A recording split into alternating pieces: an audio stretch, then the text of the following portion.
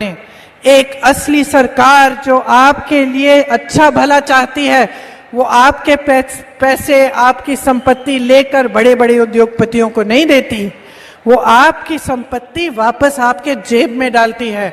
ऐसी योजनाएं बनती हैं, जैसे यहाँ कर्ज माफी की, कर्ज, किसानों के कर्ज माफ करना शुरू किया था कांग्रेस की सरकार ने। दोबारा सरकार आएगी तो ये काम पूरा करेंगे। वो क्या है? वो ये बात है कि जो आप ही की संपत्ति है वो वापस आपको मिल रही है।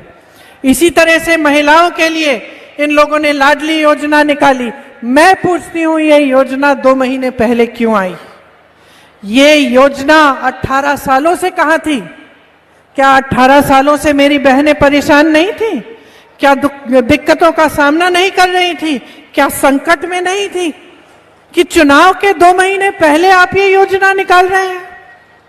कांग्रेस पार्टी ये कह रही है कि आपको 1500 रुपए प्रतिमाह देगी।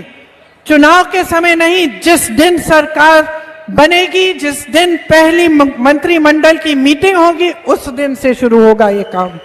और अगर मेरी बातों पर यकीन नहीं है तो देख लीजिए कि कर्नाटका में क्या हुआ है। कर्नाटका में कांग्रेस की सरकार आई, मंत्रिमंडल की पहली बैठक में जितनी भी घोषणाएं की उनको पूरा करने का काम शुरू हो गया, वो तय हो गई।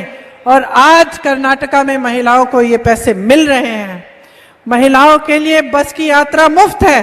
यहाँ तो सरकारी बसें ही बंद है, यहाँ तो प्राइवेट बस में जाना पड़ता है। यहाँ इलाज करना पड़ता है बहनों तो प्राइवेट अस्पताल में जाना पड़ता है। किसके पास है इतने पैसे? कमाने का मौका तो मिल ही नहीं रहा है आपको। जहां से आप कमा सकते थे वो सारा ठप कर दिया।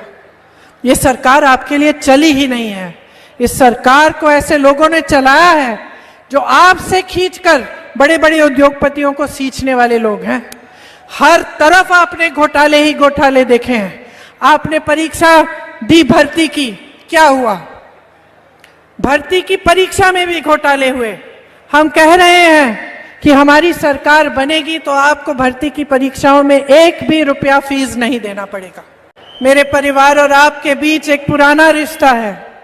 इंदिरा जी, राजीव जी, मेरी माता जी सोनिया जी, पंडित जवाहरलाल नेहरू जी भी यहाँ कई बार आए, बड़ी बड़ी परियोजनाओं की नींव डाली। रिहंद बांध की नींव नेहरू जी ने रखी। तो एक पुराना रिश्ता है हमारा। आप जानते हैं कि आपकी जो सीधी की भूमि है, इसे सिद्ध भूमि कहते हैं। जब मैं छोटी थी तो एक ज्योतिषी ने मेरे पिताजी को मेरी कुंडली बना के दे दी। तो पिताजी ने मुझे दे दी। मैं 13-14 साल की थी उस समय। उसमें मैंने पढ़ा कि कन्या के पास मंत्र सिद्धि होगी। तो मैंने कहा ये मंत्र सिद्धि क्या है? पिताजी के पास गई, मैंने पूछा पिताजी ये मंत्र सिद्धि क्या होती है? तो उन्होंने कहा कि मंत्र को साधने की जो क्षमता है उसे मंत्र सिद्धि कहते हैं। तो फिर मैंने पूछा कि सिद्धि क्या है? तो उन्होंने कहा जब साधना सिद्ध होती है, मतलब साधना सफल होती है, तब इंसान सिद्ध होता है। तो ये जो आपकी भूमि है, सिद्ध भूमि,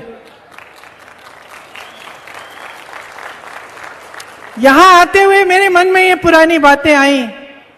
मैं सोच रही थी कि जो आप जीवन जीते हैं, मेरे किसान भाई, मजदूर भाई बहन, जो भी छोटे छोटे अपने कारोबार करते हैं, जो आम जनता है, आप जो जीवन जीते हैं वो एक तरह की एक साधना ही है।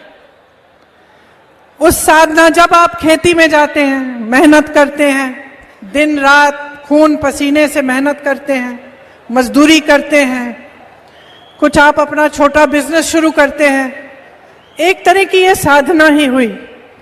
और मन में ये बात आई कि इस साधना को सफल करने के लिए सबसे बड़ी चीज क्या होती है? हर धर्म ने ये सिखाया है, सबसे बड़ी चीज होती है जागरूकता।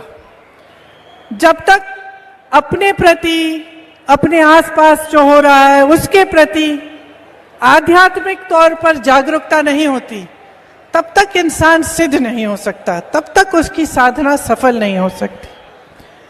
उसी तरह से जो हमारे देश की राजनीति है, मैं कह सकती हूं कि जितनी भी साधना आप करते हो, जितनी भी आपकी जीवन की तपस्या है, जितने संघर्षों का सामना करते हो, ईमानदारी से जितने काम करने की कोशिश करते हो, उन सब को सफल और सिद्ध करने के लिए आप में एक राजनीतिक जागरूकता होनी जरूरी है। आपको ये जानना जरूरी है कि आपके लिए जो सरकारें होती हैं, जो नेता आते जाते हैं, वो क्या करने के लिए तैयार है।